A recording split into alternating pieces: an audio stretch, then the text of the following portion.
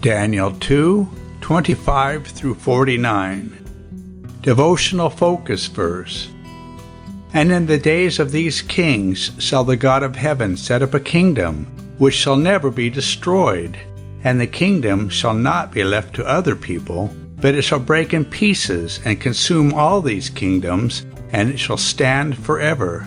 Daniel 2:44. A few years ago, some church friends and I had the opportunity to visit Peru to attend our church camp meeting there. We stayed in the country a few days afterwards to visit the imposing and mysterious Incan ruins of Machu Picchu. The buses that take visitors to the ruins leave at 5:30 a.m., and lines form for the buses at 4 o'clock. So we were up at 3:30 in the morning after our arrival in the area to make that trek. It was ridiculous, but totally worth it. In its breathtaking setting in the Peruvian Andes portion of the Amazon basin, the sprawling Inca citadel of Machu Picchu more than lived up to our expectations. We spent hours wandering through the amazing ruins and climbing the numerous flights of steep stone steps that interconnect its palaces, temples, and storehouses. Surrounded by lush vegetation, the ancient walls, terraces, and ramps seemed as if they had been carved out of the steep slopes. Most archaeologists believe that Machu Picchu was constructed around AD 1450 as an estate for the Inca emperor Pachacuti. The three primary structures, the Temple of the Sun, the Hitching Post of the Sun, and the Room of the Three Windows, were all built in classic Incan style, with polished drystone walls. The more than 150 other structures in the area, now a UNESCO site, are divided into upper and lower sections, with a large square separating the agricultural area from the residential area. About a century after the Incas built the city of Machu Picchu, the Spanish arrived and conquered the Inca Empire, wiping out most of their amazing kingdom. However, Machu Picchu was not destroyed because it was never discovered. For some unknown reason, the city had been abandoned by its residents before the foreign soldiers could get to it. As decades and then centuries passed, it became overgrown and turned to ruins, and eventually was totally forgotten by the world except for a small local population. The ruins remained undiscovered by the outside world until an American historian, Hiram Bingham, brought them to international attention in 1911.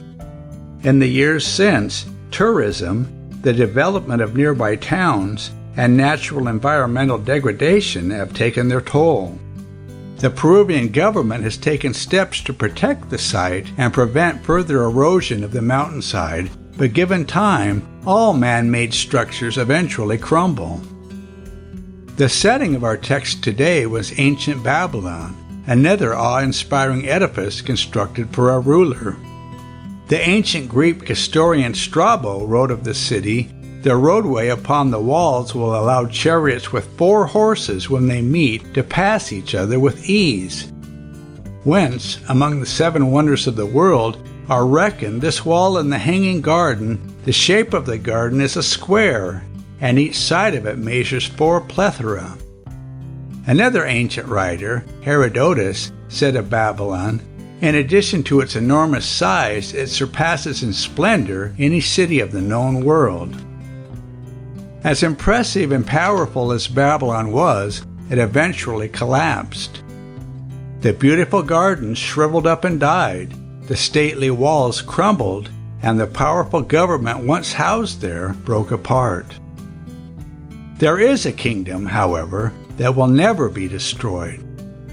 As Daniel foretold the rise and fall of several world powers, he prophesied that one day Jesus would come to earth and establish his kingdom.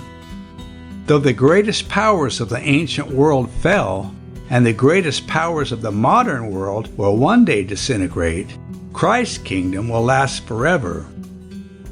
The good news is, we can all have a part in that everlasting kingdom. And that will not be just a one-day visit. Background information. This portion of Daniel 2 covers Daniel's confident claim to Nebuchadnezzar regarding the king's dream, his interpretation of the dream, and Daniel's subsequent promotion. See verses 25 through 30, verses 31 through 45, and verses 46 through 49. While Bible scholars differ in the exact meaning of the image in Nebuchadnezzar's dream, most concur that it was a prophecy of the future Gentile world powers, with parts of the image representing different world kingdoms. In verse 38, the Bible states that the head of gold represented Nebuchadnezzar and his kingdom. Many scholars concur that the arms of silver represent the kingdoms of the Medo-Persian Empire, established by Cyrus in 539 BC at the fall of Babylon. The brass or bronze belly and thighs signify the Greek Empire established by Alexander the Great in 330 BC. The legs of iron symbolize the Roman Empire, which gradually assumed control over the Greeks prior to Christ's birth. The mixture of iron and clay possibly an indicator of that empire's weakness. In verse 34, the stone cut without hands that destroyed the last kingdom represented the Messiah and King of Kings, Jesus Christ, who will one day destroy the Gentile world powers and set up a kingdom that will never be destroyed. Comparing the 10 toes of the image with the 10 horns of the beast in Daniel 7:24, it is likely that the 10 toes stood for 10 world powers that would stem from the Roman Empire and exist at the time of Christ's return. After the interpretation of the dream, it is noteworthy that according to verse 47, King Nebuchadnezzar not only honored Daniel, but also Daniel's God. Daniel was made ruler over the entire province of Babylon and chief of the governors over all the wise men. See verse 48. He requested that his 3 Jewish friends assist him in his administrative duties, and this was granted. No doubt he trusted them above all his other associates from the training program. Conclusion. Nebuchadnezzar's dream was a prediction of future Gentile world history. The fact that this earth is moving towards God's specified end should give us confidence and peace, knowing that one day we will be part of God's eternal kingdom.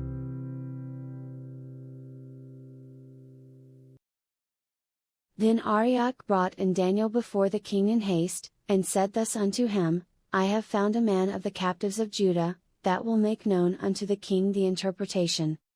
The king answered and said to Daniel, whose name was Belteshazzar, Art thou able to make known unto me the dream which I have seen, and the interpretation thereof? Daniel answered in the presence of the king, and said, The secret which the king hath demanded cannot the wise men, the astrologers, the magicians, the soothsayers, show unto the king. But there is a God in heaven that revealeth secrets, and maketh known to the king Nebuchadnezzar what shall be in the latter days. Thy dream, and the visions of thy head upon thy bed, are these.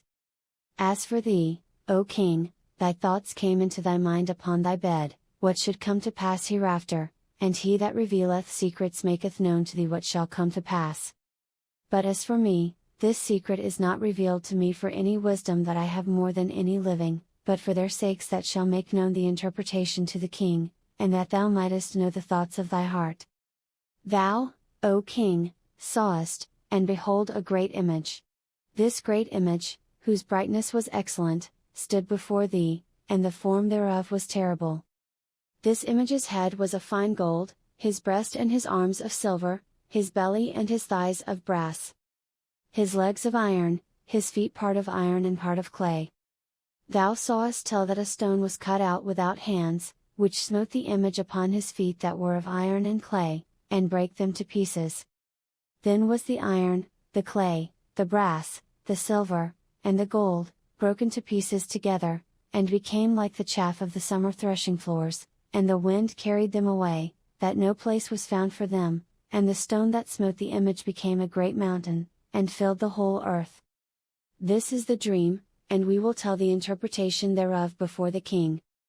Thou, O king, art a king of kings, for the God of heaven hath given thee a kingdom, power, and strength, and glory. And wheresoever the children of men dwell, the beasts of the field and the fowls of the heaven hath he given into thine hand, and hath made thee ruler over them all. Thou art this head of gold. And after thee shall arise another kingdom inferior to thee, and another third kingdom of brass, which shall bear rule over all the earth. And the fourth kingdom shall be strong as iron, for as much as iron breaketh in pieces and subdueth all things, and as iron that breaketh all these, shall it break in pieces and bruise. And whereas thou sawest the feet and toes, part of potter's clay, and part of iron, the kingdom shall be divided, but there shall be in it of the strength of the iron, for as much as thou sawest the iron mixed with miry clay. And as the toes of the feet were part of iron, and part of clay, so the kingdom shall be partly strong, and partly broken. And whereas thou sawest iron mixed with miry clay, they shall mingle themselves with the seed of men, but they shall not cleave one to another, even as iron is not mixed with clay. And in the days of these kings shall the God of heaven set up a kingdom, which shall never be destroyed, and the kingdom shall not be left to other people, but it shall break in pieces and consume all these kingdoms, and it shall stand forever. For as much as thou sawest that the stone was cut out of the mountain without hands, and that it brake in pieces the iron, the brass, the clay, the silver, and the gold, the great God hath made known to the king what shall come to pass hereafter, and the dream is certain, and the interpretation thereof sure. Then the king Nebuchadnezzar fell upon his face, and worshipped Daniel, and commanded that they should offer an oblation and sweet odors unto him. The king answered unto Daniel, and said, Of a truth it is, that your God is a God of gods, and a Lord of kings, and a revealer of secrets, seeing thou couldest reveal this secret.